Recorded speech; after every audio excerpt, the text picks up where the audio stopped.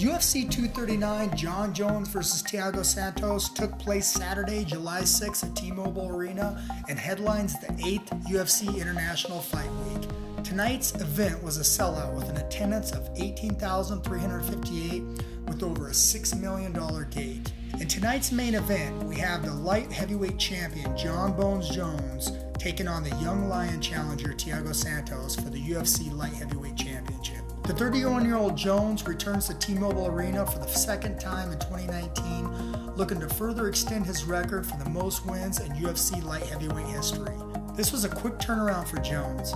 His last fight at UFC 235 in March, when Jones won a dominant 5-round unanimous decision over Anthony Smith to retain his UFC light heavyweight title. Thiago Santos, the number 2 ranked UFC light heavyweight contender fighting out of Brazil, was trying to remain undefeated at light heavyweight and was looking to solve the riddle of Jones. The knockout artist coming into this fight had 15 wins via knockout, but just like all of Jones' opponents, he walks away defeated. And here's how it went down. Jones came out patient and throws an oblique kick. Santos, trying to attack the legs of Jones, catches him with a little off balance with a calf kick that wobbled him more than once, causing Jones to switch stances.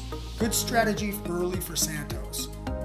Jones early looked like he was in a real dogfight since his biggest fight since his war with Alexander Gustafsson. But in typical UFC fashion, the first kick of the second round, Santos' knee buckled, which changed the complexion of the fight. Jones always does a great job mixing up his strikes and fights very intelligent, and throughout the fight recognized the power of Santos. After multiple leg kicks, Jones started to show a nasty welt on his left thigh, but continued to answer with kicks of his own, and Santos, despite his obvious injury, also continued to throw kicks. Later in the fight, Jones landed his most significant strike of the fight, giving Santos a cut in his hairline. Both fighters were throwing punishing leg kicks in the late rounds, starting to slow down, but Jones was a little more active. This was not the most exciting performance from Jones, but he continued to fight intelligent and cruise his way to a split decision victory. Santos stated, quote, "In the beginning of the first round, something went out," Santos said. "Something in my knee went out, but there's no whining. It is what it is," unquote. And he also snapped Santos' 4-fight win streak.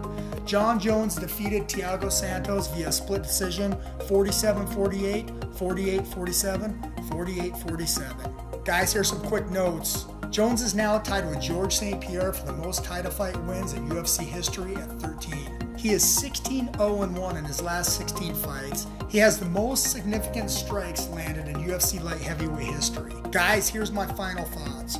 Jon Jones has one terrible loss on his record against Matt Hamill that he was completely dominating, and UFC President Dana White said he's trying to get that removed.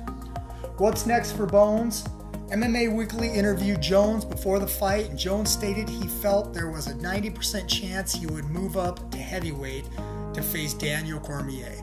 In the light heavyweight division, is there anyone left for Jones? My spidey senses tell me that Daniel Cormier versus Jon Jones is the biggest payday and mega fight that both fighters and fans want if DC can get past Stipe.